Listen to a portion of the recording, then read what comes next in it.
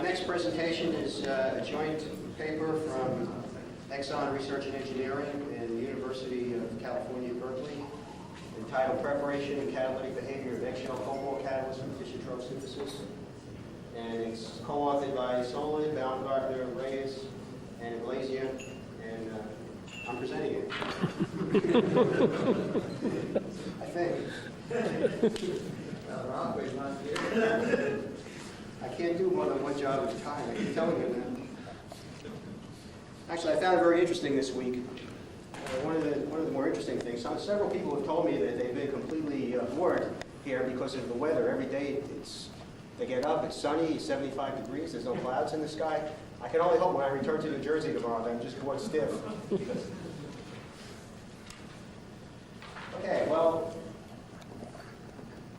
several years ago when I first started to get involved in doing cobalt Fischer-Tropsch chemistry, I had sort of a naive preconception that this perhaps was an area that was not going to be too bad, actually. It's not going to be too complicated or relatively simple. All we're going to have to do is find a way of putting small cobalt particles on a support, get a good dispersion, minimize any strong interactions between the impregnated cobalt precursor and the support, be able to reduce the cobalt completely, get as best dispersion as we can, which normally is maybe up to 10% or so on cobalt particles.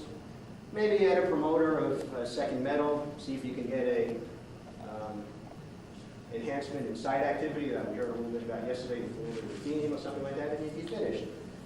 Well, to a first approximation, all of that turned out to be true. But what I'm going to hopefully try to show you today is that when you get into the situation of looking at catalysts that have some higher level of say, industrial interest, that is when we put cobalt on a large particle support, we have a very interesting situation arising, and that is there's a strong interplay between reaction, diffusion, catalyst morphology is influenced very much by catalyst preparation. And if you're very, very clever, you can actually use this combination of reaction and transport to get the kind of selectivities and activities that you really want.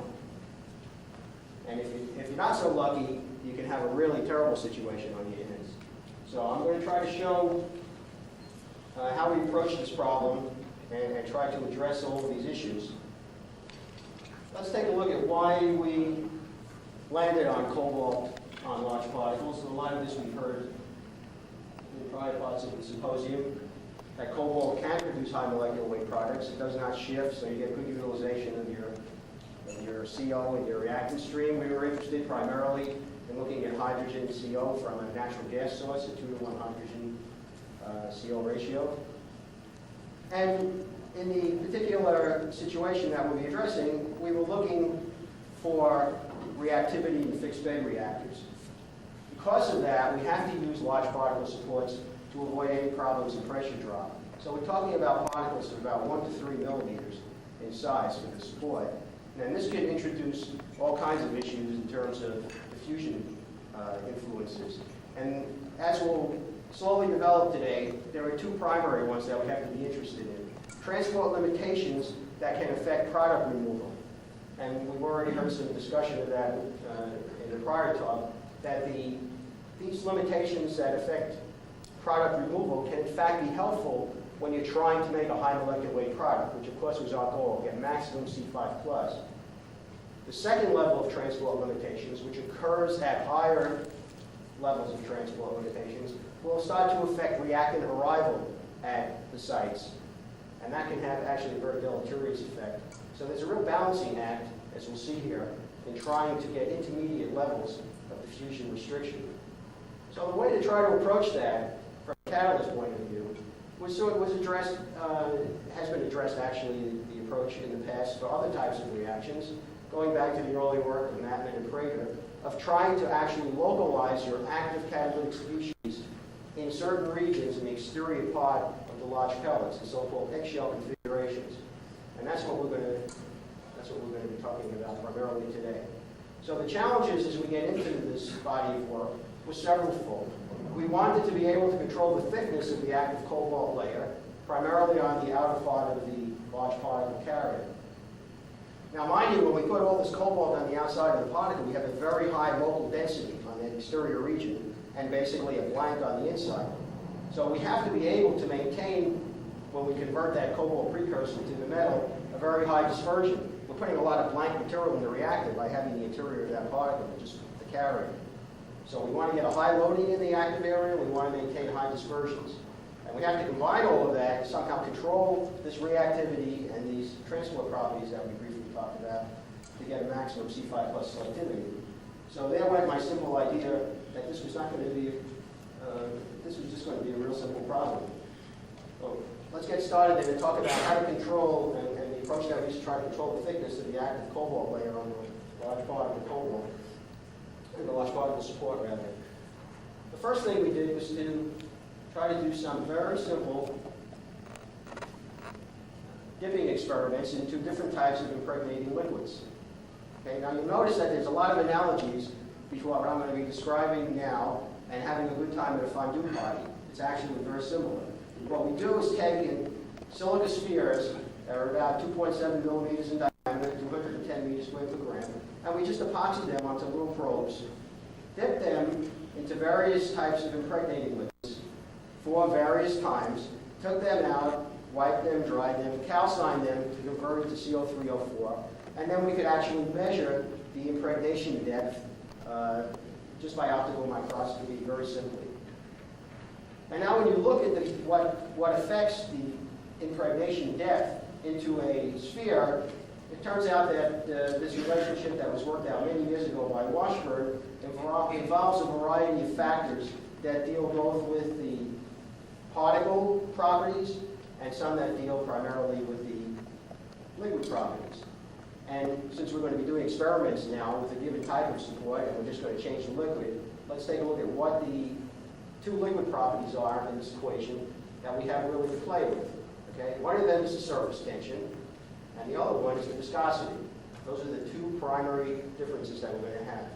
Now we took a look, and I'm going to show you here the results on 4 different types of impregnating liquids. The first one, and we took advantage here of the analogy between cobalt nitrate, which is very nice, and that of chocolate in our fondue. They both melt at low temperatures. Cobalt nitrate melts at about 55 degrees centigrade. So if you take cobalt nitrate slightly above its melting point, you find out that it has actually a viscosity of about 50 centipoints. It's a rather viscous liquid. And we also mentioned the surface tension of that. We then took a much more conventional solution of half a gram of cobalt nitrate dissolved in water, something that you normally would use, for example, if you were doing sipping and wetness impregnations. Now that has a much lower viscosity and very similar surface tension. So what we wanted to do is to see, one of the things we wanted to do, since viscosity is a very important influence here, was we went back and took that same concentration and added some viscosifying agent. Now drove the viscosity up to about the same level that we had in the melt. Okay? And our final comparative solution is what we'll call infinitely diluted cobalt nitrate, and that has just a small amount, 1/100 of a gram of cobalt nitrate per cc of water. And that, in fact, actually has, as you would expect, even slightly lower viscosity. Notice that the surface tension of all of these liquids are virtually the same. The major differences that we have in the viscosities.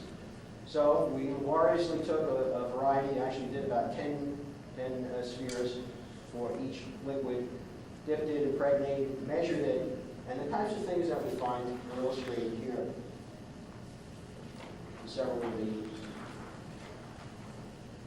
liquids.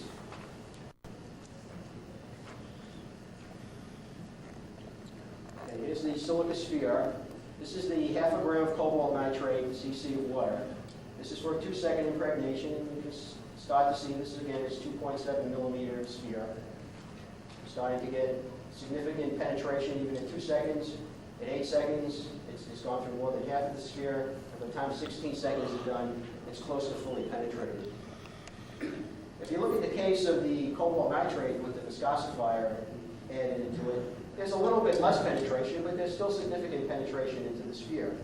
However, if we look at the melt, you see even at times of 32 seconds, there's relatively low penetration into the internal part of the sphere, so that it looked like with this way, excuse me, with this technique, with these dipping times, you could get eggshell regions of 100 microns or so relatively easily. Okay, but we do have this little problem between the hydroxyethyl cellulose and the melt. And let's see now if we take all of these data that were generated this way, go back and look at Washburn's equation and see how all of this fits. And I have that illustrated on the next data slide. Notice that in his equation, the penetration depth is a function of t to the 1/2. So here we have plotted t to the 1/2 versus the fractional penetration depth. And you can see that the very dilute cobalt nitrate is actually penetrating the fastest. That is in the shortest period of time it's gone in the furthest amount. It's the 0.5 cobalt per cc. The hydroxyethyl cellulose, they're all coming out of straight lines, which is reassuring. And here's the melt. Okay, and the melt, in fact, one of the things we were concerned about, at least I was whether there was any problem with the melt just sort of solidifying as it's touching the cold silica spheres, even though I was assured by my engineering friends that heat transfer would have been impossible. We still tested some spheres that were preheated, and in fact, they did come out very similar. Now, when you put all this data back into the equations, you find, in fact, that there is very good agreement between the slopes that you find on these lines and what you would predict from Washburn's equation for 3 of the 4 samples. That is, for the aqueous cobalt nitrate, there's very nice agreement. For the melt, there's very good agreement. And for the infinite dilution, there's good agreement. The one that doesn't agree is the hydroxyethyl cellulose. That seems to be penetrating a lot more rapidly and deeply than it should. And so one of the reasons that we suspected that might happen is if the hydroxyethyl cellulose would in fact surface segregate on the outside of the sphere. So what we did was take some of those impregnates and just do a pyrolization in an inert atmosphere and go and look with EVACs to see if we could get some indication of the location of the carbon that resulted. And it did in fact look like the hydroxyethyl cellulose was primarily located on the surface. So although we started with an analogous viscosity, the effective viscosity as we started to migrate into the sphere now is much less. So the melt looked like a very interesting way of trying to develop these types of geometries. Now we reached the situation that, of course, the reactor that we had unfortunately was not a pico reactor, so it was hard to work with one sphere. And in addition, it's hard to scrape off that epoxy from the end of the rod. So we had to develop a way of trying to make these in slightly larger quantities. And in fact, we wanted to make a suite of different catalysts to try to do the types of studies we were interested in, including ones that would be evenly impregnated as well as in the eggshell configuration. So let me just go over how we made those. The evenly impregnated ones on either powders or pellets were made in the conventional way by incipient wetness of aqueous cobalt nitrate. And in some cases, we took those evenly impregnated spheres and just ground them to various particle diameters, pellet diameters rather, to look at their effects. And trying to mimic what we had on the last slide, that is in the eggshell catalyst, what we simply did was use a very simple vacuum filtration setup here. With this filter flask, our container filled with spheres on top of a layer of non-porous glass beads. We would melt somewhere in the neighborhood of 50 grams of cobalt nitrate, a huge excess of that, and we would have about 15 grams of silica spheres here. Literally pour in the molten cobalt nitrate, mix the bed very quickly with the vacuum on it. Within a matter of seconds, we would be able to remove any of the excess cobalt nitrate. And just to see how effective that was and how consistent that was with our prior experiments, we also did the same thing using that aqueous cobalt nitrate solution. And I'll show you exactly what happens in those two situations using this technique. This is the aqueous cobalt nitrate using the vacuum filtration, and there's even impregnation throughout the entire sphere. With the melt impregnation, we get the cobalt localized now in these regions of about 100 microns or so. The cobalt loadings that we have over here on a per sphere basis are about in the order, it varied from run to run, but we normally would get between about 12 and 14 weight% cobalt, which means that the local loading in the sphere, since we're only using about 25% of the volume of the particle, is between 40 and 50%. It's a very high local loading of cobalt. And so our next problem was to see, as I mentioned earlier, how we're going to maintain a high dispersion of that cobalt as we convert it over to the metallic phase. And there we found the key to the whole process lied in the pretreatment or the conversion of that nitrate precursor over to the metal. If on one hand we took that cobalt nitrate and simply calcined it, converted to the oxide, CO304, and then reduced it, we would wind up with relatively large particles, relatively low dispersions in the neighborhood of 2 or 3%.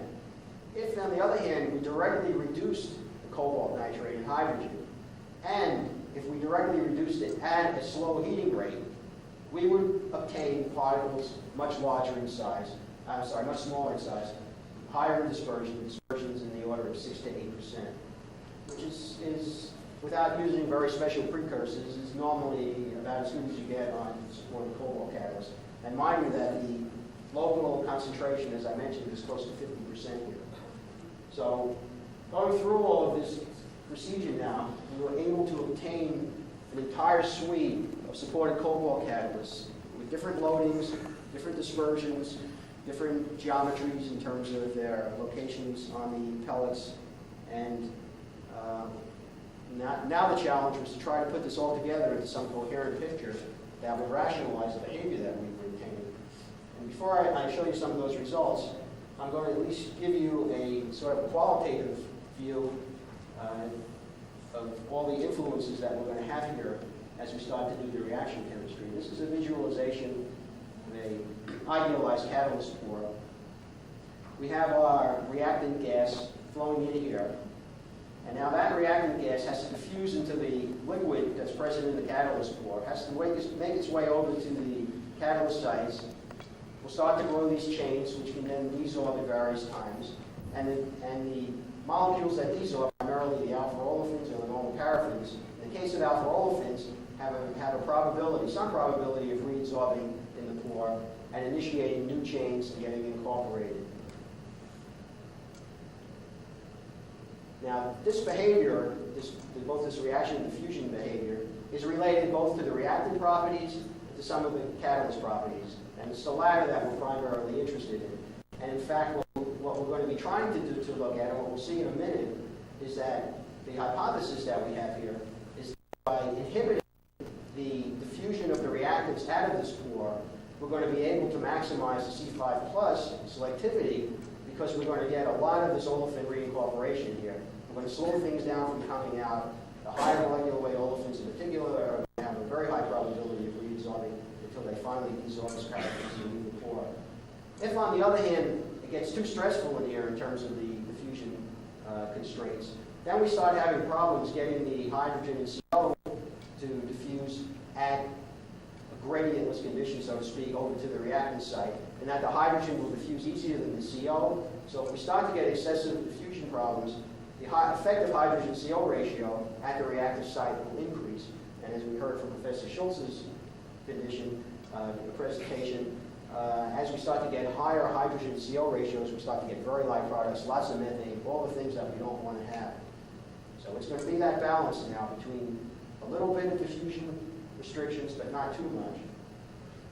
So if you take all of those catalysts that we talked about, a whole variety of them now, and try to put them on a common basis, looking at the physical parameters that describe or will affect diffusion processes, and plot that up on a graph now, where we have plotted here a parameter chi, which is related, it's a structural parameter related to the amount of diffusional resistance that's created by the physical parameters on the property. It's basically related to the diffusion distance that you have in the particle, as well as a volumetric site density.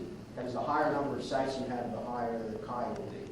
And the longer the pore will be, the larger chi will be. Okay, now, and if you plot that against the C5+ selectivity, you find that it goes through a volcano-shaped plot. The powdered samples will lie over here in the region where the transport limitations starts to affect the product removal. And that's, again, the region that we want. We want to start to have problems in removing those products. So depending on how severe the structural parameter becomes, or the diffusion limitations come, we start to actually get better C5+. When we get into those rim pellets, that's where we start to go through our maximum. Now we have a very high local site density. And we get C5 plus selectivities that are a good 10% higher than you would get in situations where you don't have those diffusion limitations.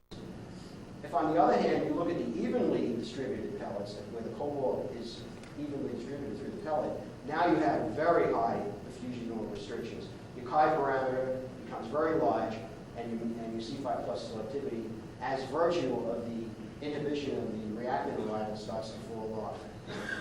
So again, the maximum C5 plus selectivity is in this intermediate range. Now, if you look at the methane, a very similar thing occurs. In reverse, trying to get the mirror image type behavior. For the powder samples, the methane starts high as you start to introduce more diffusion limitations, comes down. This is the region for the rim pellets, and then for the even pellets, where you start to get these higher effective hydrogen to CO ratios, the methane goes up quite high. Now, one of the really interesting little sidelights that comes out of this kind of graph is an explanation for what happens or why certain catalysts behave differently as they deactivate. As we start to deactivate, find some of the sites, say by putting carbon down or whatever, this chi parameter, because our light density will be going down, will start to move here to the left. Okay? So if we're in this region over here, if we're working with a particular powder, and we start to reduce chi, that means we're going to be going along the curve to the left here. We're going to have increasing methane selectivity. And that's exactly what happens if you look at the time on stream data for the powder. As it starts to deactivate and the reaction goes on, your methane selectivity goes up. You're moving this way. If, on the other hand, you start with even pellets, you're already on the other side here, where you're transferring. So you start moving towards the region of lower methane, and that's in fact what you see happening, and I have that illustrated up here. So it's a very nice picture for very simple qualitative description for what happens here. Now, before I conclude, I just want to say that there's a lot more detail here, and I really have to give a lot of credit to my co-authors, particularly Enrique Glazier and Sebastian Reyes, who have modeled this to a beautiful mathematical model, which hopefully will be available for publication very soon. And all of these trends can be described very nicely and quantified extremely well. So I'm going to conclude then with what I hope I tried to show you today, and how some of my initial naivety was reformed. And that is, in fixed-bed Fischer-Tropsch reactors, where we require large pellets to minimize pressure drops, eggshell geometries can control the transport limitations. Impregnation techniques using molten nitrate salts produces high-loading cobalt eggshell catalysts on silicon. A molten cobalt nitrate, by virtue of its high viscosity, penetrates the silicon spheres at a slower rate than aqueous solutions. Although the addition of hydroxyethyl cellulose increases the solution viscosity, the hydroxyethyl cellulose appears to remain on the pellet surface, so that the impregnating solution has a lower effective viscosity. A direct, slow reduction of the nitrate maintains good dispersion even at the very high loading levels of 40 to 50%. The catalyst C5 plus selectivity passes through a maximum, and the methane selectivity through a minimum at intermediate levels of transport restrictions. And this is a region where transport limitations retard prior removal but not reactant arrival. There's a model a very complete model now, which I alluded to, which will rationalize contrasting deactivation patterns, and I tried to show you that qualitatively. And in fact, does provide a very nice, coupled with some of the information that we heard yesterday in previous presentations in terms of the effect of different supports, does provide a very nice rational catalyst design basis for these types of Fischer-Tropsch catalysts. Finally, I just would like to acknowledge a few other people who participated in this work. We have Hilda Broman, Rocco Fiato, Bruce Doritas, and Sal Mizio. And I thank you for your attention. And if you have any questions, the chairman will answer it. Try to later.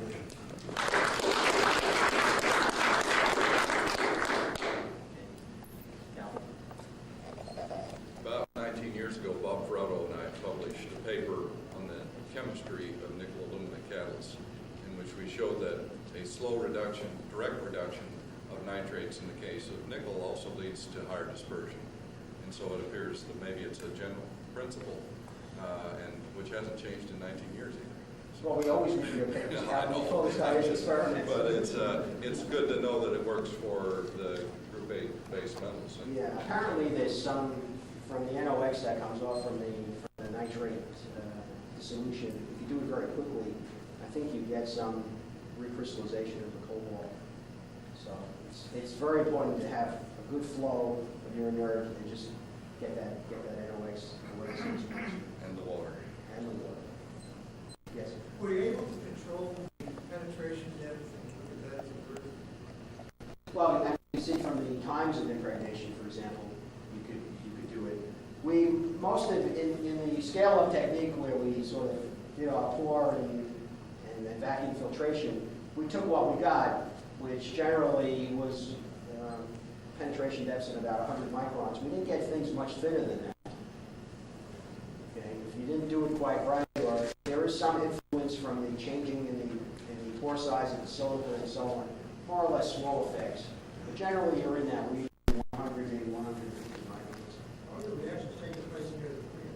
So you have somebody with fusion wouldn't be have such a big influence. But there is some, yes, it's absolutely much less than on the even ones. But if you take those eggshell ones and grind them up and watch how they behave, you do see an influence still, and they do behave somewhat differently than the large particles. Okay, methane will go down even further, your conversion will increase a bit. So there is, even at the 100 micron thickness level, some diffusion limitation. That's why we have to vary the thickness. Yes. Yes. It seems to me like if you move the weight, not necessarily on the outside, there may be situations where it may be beneficial to have it inside. I mean, like in an egg white instead of yeah. Yes, in fact, we work a lot with other systems where we have that type of thing. Generally, at least, as best I can tell from discussions, for example, Lee and Aris's paper, they describe the egg white configurations as having an advantage if you have a lot of catalyst poisons, which you can kind of deposit on the exterior surface of the large support. Or if you have inhibition on Oh, steel, for example, right. it's beneficial to have a concentration. Right. We never